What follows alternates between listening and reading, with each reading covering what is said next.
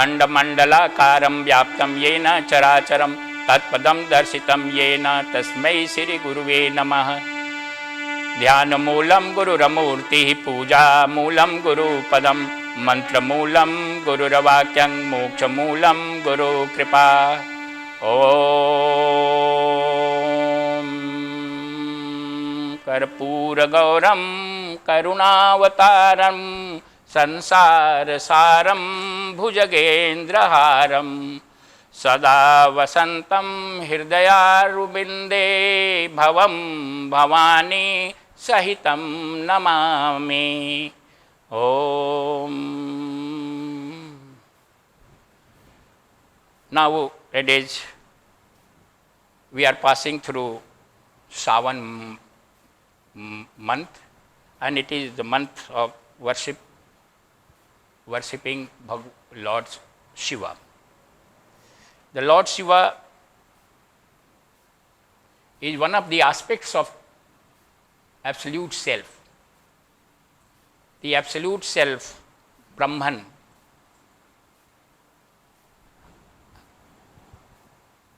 is divided in Trinity, Trideva. The aspect which generates this Srishti, this creation, is known as Brahma. The aspect of divine self, the absolute Brahman, that sustains and protects this creation, is known as Vishnu. And that aspect which destroys this history, this creation, is known as Shiva. Actually, the Shiva, Lord Shiva, divine Lord Shiva, is one aspect of divine self. In Hindu mysticism, the destruction is never considered as a pathetic condition. Rather, it is welcomed because in the destruction there is the seeds of creation is hidden.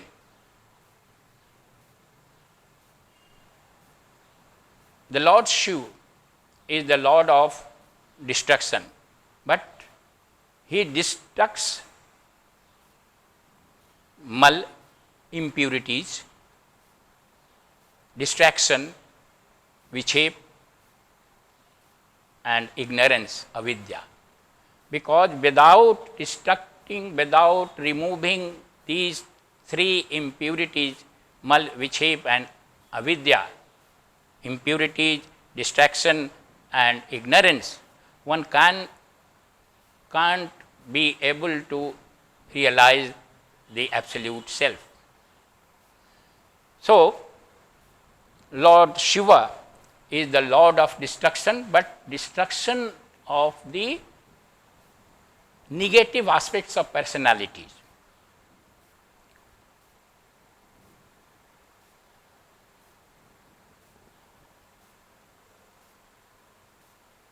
The form of Shiva has a very deep and profound mystic meaning. I will try to explain the mysticism behind the form of Shiva, Lord Shiva. He has matted locks that represents, that is the symbolism of the mystic realms of spirituality, where one can't enter without pure heart and wisdom.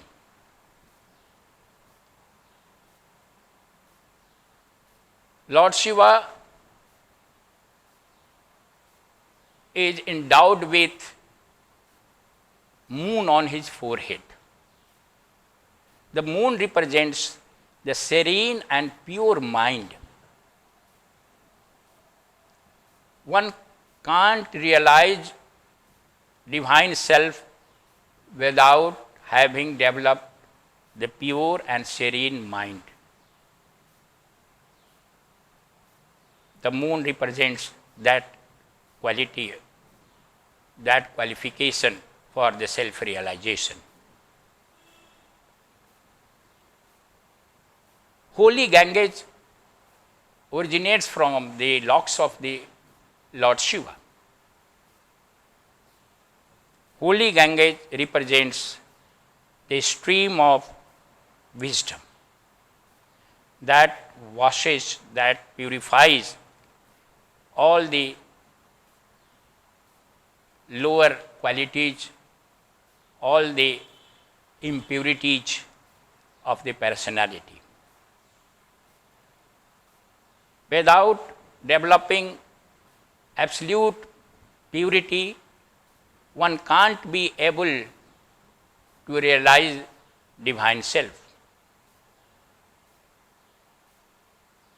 Lord Shiva has Trishul, trident in his hand. The trident represents the Prakriti, Maya, the nature. The Prakriti is composed of three gunas, the three modes of nature: Sattva, purity; Rajas, activity; and Tamas, that is the inertia. These three modes are needed for the creation of this entire Srishti, the creation. The trident of this Lord Shiva represents these three modes. Lord Shiva has serpents in his neck as his ornament. These serpents represent the mystic divine powers under control of divine self, the Brahman. The absolute self, the Lord Shiva, has immense power, mystic power in his control, that is represented by the serpents in his neck. If an aspirant, a bhakta, attains that level of purity and expansion of his consciousness, he acquires those mystic powers in his personality. The Lord Shiva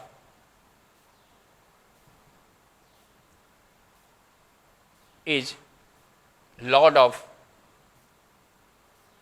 Satyam Shivam Sundaram. He is the basis of all truth,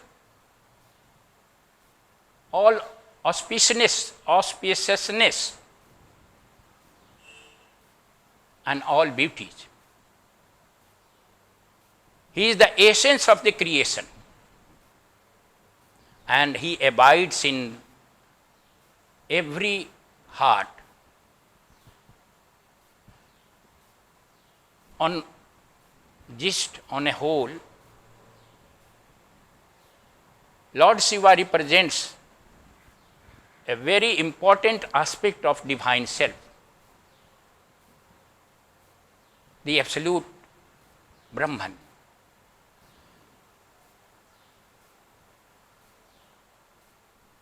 Om Namah Shivaya is the mantra for propitiating Lord Shiva. That means I adore to Lord Shiva. These mantras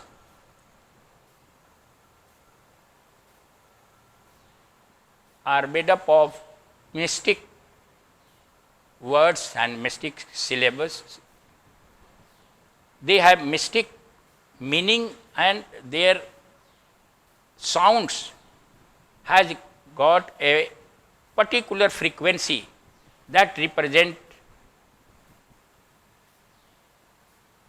a particular chakra in our subtle body. These vibrations, a particular vibration of a mantra ignites a particular chakra in the subtle body of the sadhak. And that vibration creates a particular type of condition or power that gives bhog and upvarg. Bhog means the enjoyment, and upvarg means mukti, nirvana, release. If one wants worldly enjoyment, these mantras can provide that enjoyment also. If someone wants the release from the cycle of birth and death, these mantras are capable of providing the mukti also, that is upvarg. Om Namah Shivaya gives peace, prosperity, long life, as well as release from the cycle of birth and death.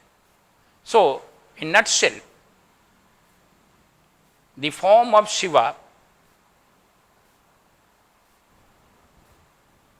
is a symbolic form of one aspect of divine self, the Brahman.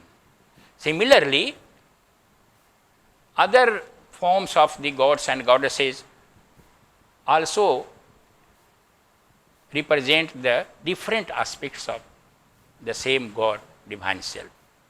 Om Shanti, Shanti, Shanti. Hari Om Tat Sat.